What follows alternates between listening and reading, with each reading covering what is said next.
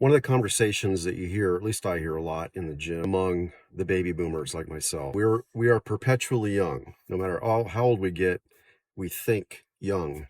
That's one of the earmarks of baby boomers. And there are people in the gym. The gym is crowded every day in 70s, 80s, 90s in Zumba classes and working out with weights and walking the track, just trying to stay fit. But one of the conversations you hear often among baby boomers is qualification about our age. We talk about, here I am in my mid 60s or I'm in my mid 70s. I'm still trying to, work out and so forth. And they talk about their parents who might be in their 90s and they're playing pickleball and all this. And it's fun to listen to it because it's moved beyond midlife crisis type of conversation. Most baby boomers are aware of the fact that we have limitations when we hit our mid 60s and into our 70s.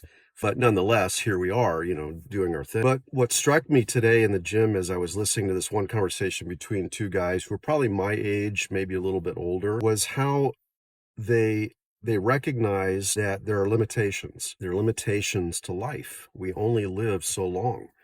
No matter how healthy we are, it all comes to an end at some point. And this may seem like an odd correlation, but I was watching the latest 60 Minutes episode on quantum computing.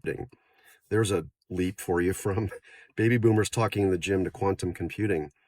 It's fascinating how quantum computing works, not just theoretically, but we're starting to see it in practical application, and how it could literally change the way that we live, change medicine, change technology, and all sorts of things. But as they were talking on this episode about quantum computing, they mentioned that one of the goals of quantum computing is to get outside of the restrictions of time and space. In other words, to be transcendent in computing capability. And as I was watching the episode and thinking about the conversations in the gym today, I was reminded there is a longing for being perpetual. There's a longing to exist for a long time, if not forever. And the only thing that exists outside of time and space, of course, is God. There's no limitations to God. And therefore, those who are in Him, and from a biblical worldview, in Christ, will live perpetually.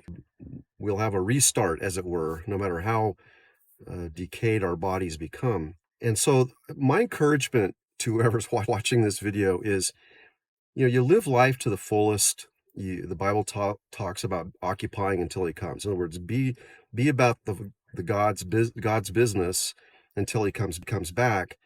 Be healthy and all those things, knowing that there's a limitation to this life on earth. But for those who are biblical Christians, there's no limitation to existence. In other words, God is the ultimate quantum computer. He has a fix for everything. He lives outside of time and space. Anyway, I know that's kind of a strange connection between the conversation in the gym and quantum computing, but we are limited, but we're not limited in God.